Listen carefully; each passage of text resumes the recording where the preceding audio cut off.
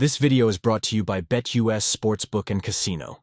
Here, and then we'll talk about Cam with Camp Notes. Camp Notes with Cam, baby. Let's get it.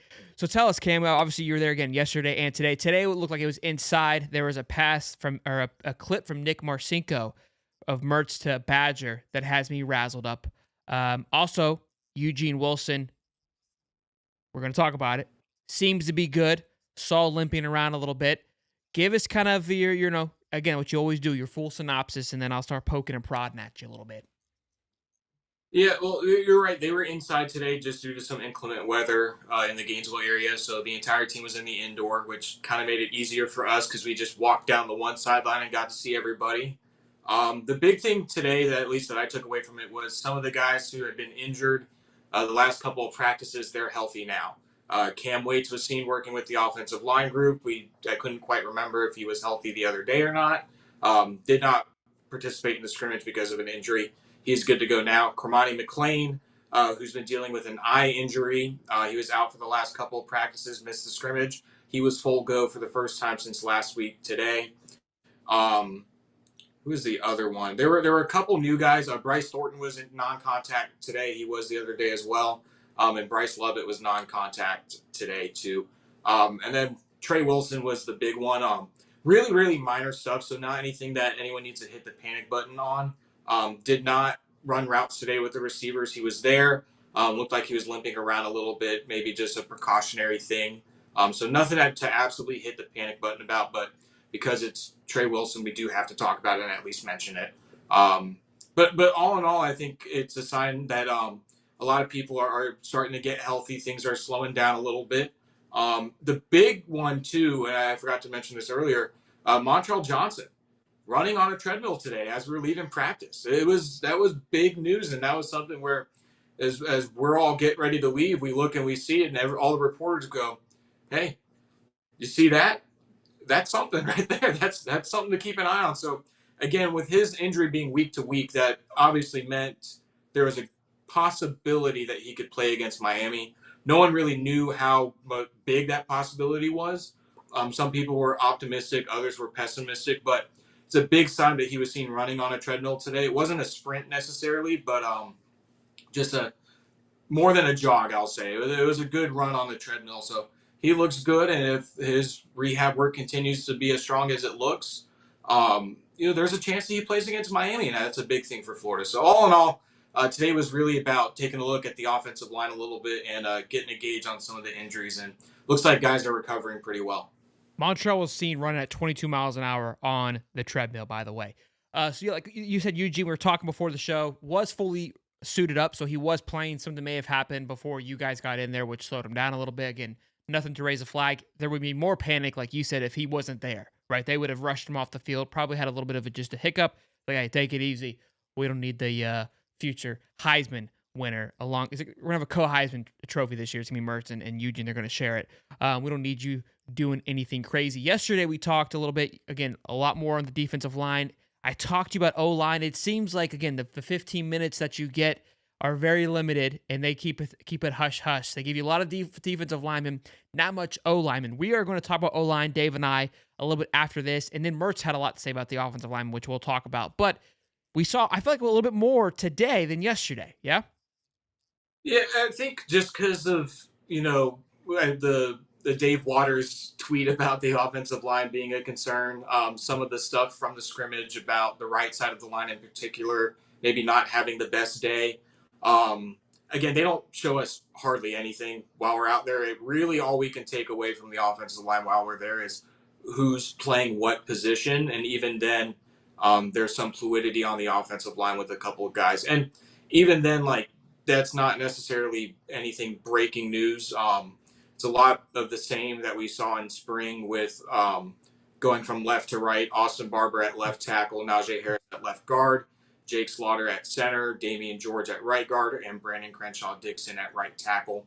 That appears to be, at least from what I can tell, the first group. That was the first group in spring, so no change there. And then the backups, of course, Caden Jones at right tackle. Rod Kearney was working at both center and right guard today.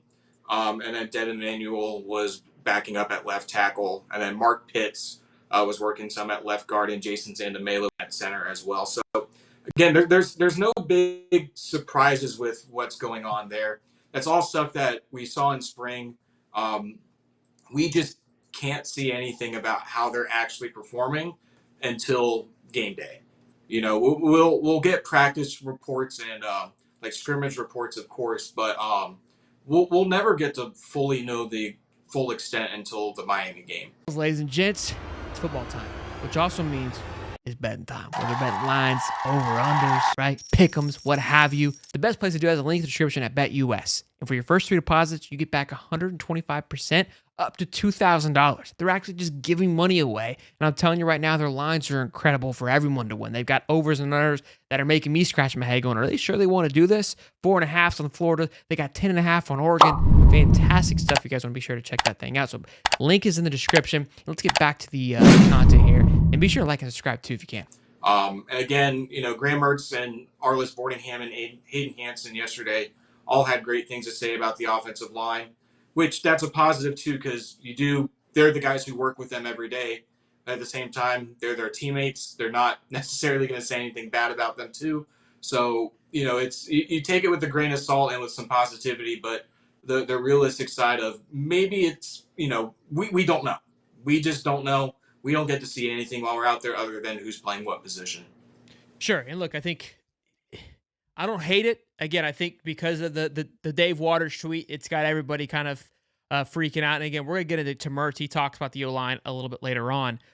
You told me on Monday that, hey, look sharp. Practice looked clean. And it was kind of that redemption practice off of the scrimmage, which not necessarily a redemption that things happened that went poorly. But when you have a scrimmage, you got a lot of cleanup. You're finally starting to see some holes and some errors. We talked about that on Monday with Stephen Harris of like, you want it in a way you want it to go bad. You want it to have its issues, because if it goes perfect, then you're kind of like, okay, either we didn't push hard enough to find the cracks, or we better go win a natty, which we are. But there was some hiccups obviously that happened during the scrimmage, and it seemed that, whatever spoke on Sunday and Monday morning seemed to translate in your eyes, at least on Monday. Is that true? Yeah, especially on the defensive line. Of course, leading up to the scrimmage, there was the one practice with the stuff with Caleb Banks. Not, maybe putting in the most effort and intensity in drills, and Cam Jackson and Jamari Lyons got onto him a little bit. And then the practice right after that, Gerald Chapman was getting onto the group as a whole, just for consistency and energy and urgency. And, the other day that wasn't a problem at all. Guys were locked in. They were laser focused.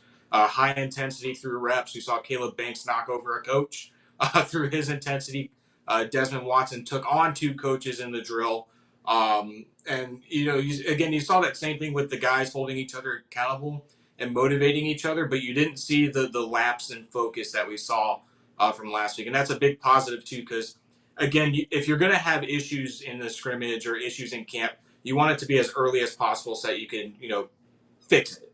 Sure. You have time to figure out what your problems are, and you spend the rest of the time fixing it for game week. So, there were some issues in the first scrimmage.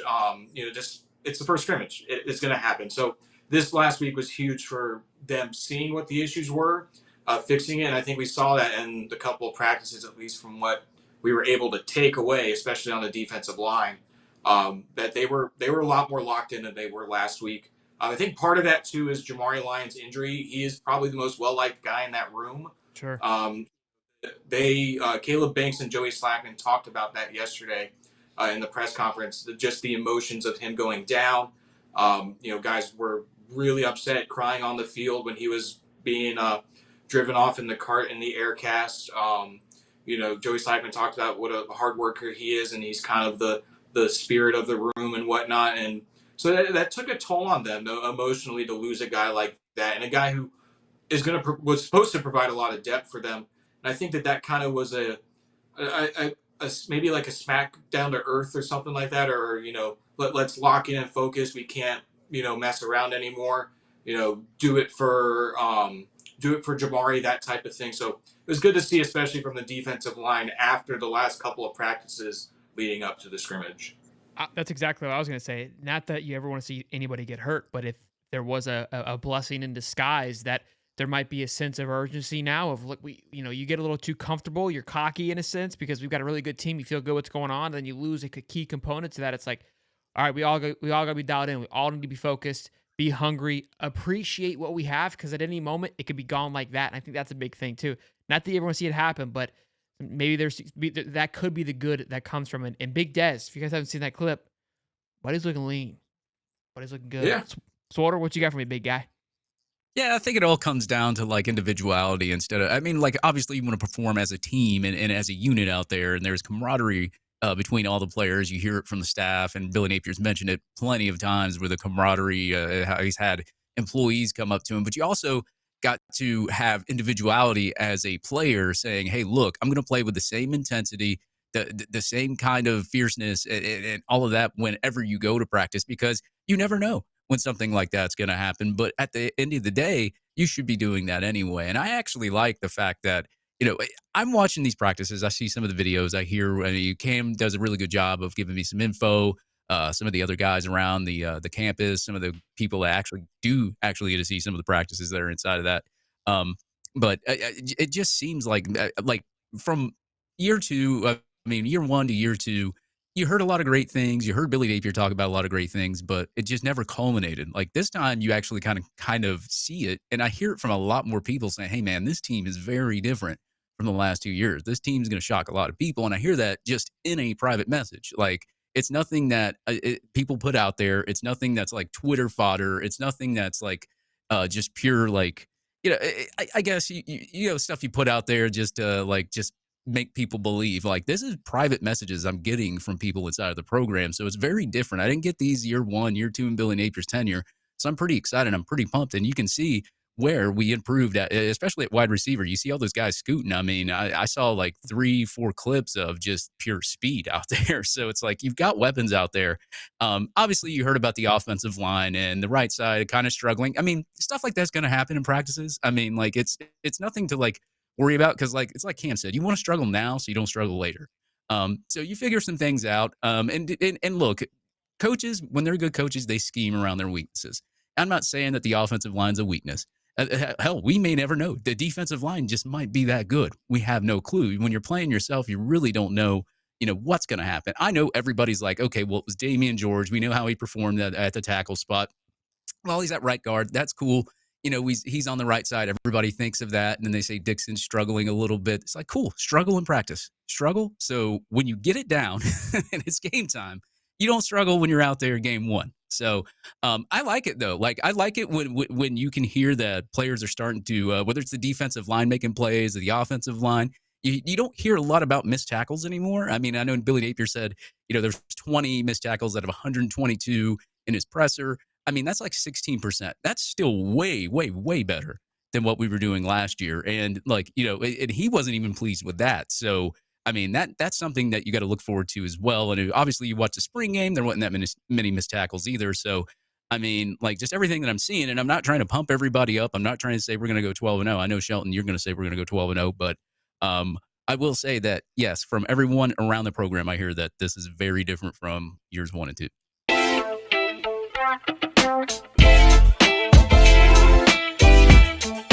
This video is brought to you by BetUS Sportsbook and Casino.